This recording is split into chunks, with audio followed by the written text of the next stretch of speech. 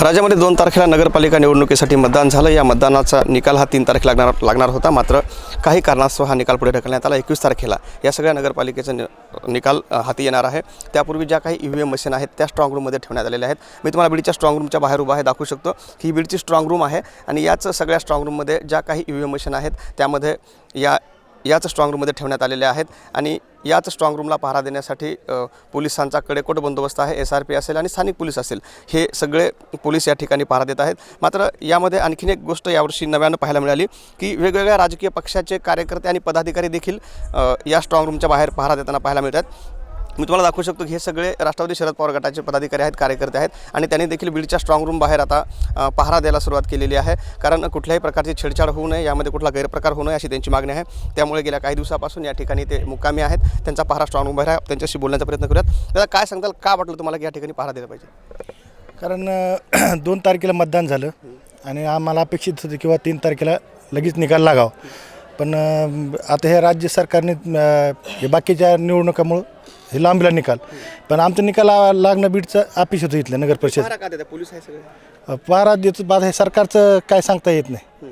कारण मध्यंतरी कोल्हापूरला जे स्ट्रॉंग रूममध्ये कॅमेरे बंद करण्यात आले होते आता पाठीमागं 4 दिवसापूर्वी, त्यामुळे आम्हाला थोडा संशय येतो किंवा काय होऊ शकतं की काय आम्ही आता एवढं सगळं यश मिळाले आम्ही आणि थोड्यासाठी कशाला आमचं हे होईल म्हणून आम्ही इथं पहारा देतो। आम्ही इथं आता काय सांगताल, पोलीस देखील आहेत, प्रशासन सज्ज आहे, CCTV आहे, वेगवेगळ्या यंत्रणा या ठिकाणी कामाला आहेत, तरी पण तुम्हाला काय वाटलं की पहारा दिला पाहिजे? जसं आमच्या सहकाऱ्यांनी आत्ता सांगितलं, लोकशाहीवर तर आम्हाला भरोसा आहेच। पोलीस प्रशासन हे आमच्यासाठीच काम करते, पण एक नैतिक जिम्मेदारी पक्षाची म्हणून आम्ही या ठिकाणी इथं पहारा देत आहोत किंवा उद्या चलून मध्ये जाऊन काही छेडछाड होऊ नये, कुणी आक्षेप घेऊ नये।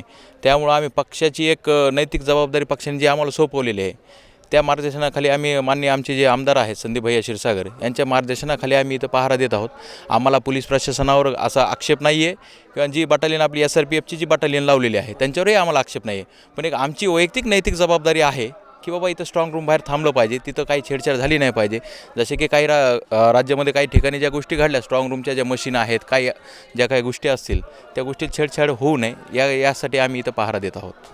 तर निश्चितच आपण पाहिलं की त्यांचा लोकशाहीवर विश्वास आहे, यंत्रणेवर विश्वास आहे, मात्र कुठल्याही प्रकारचा गैरप्रकार या ठिकाणी होऊ नये म्हणून ते या ठिकाणी पहारा देत आहेत।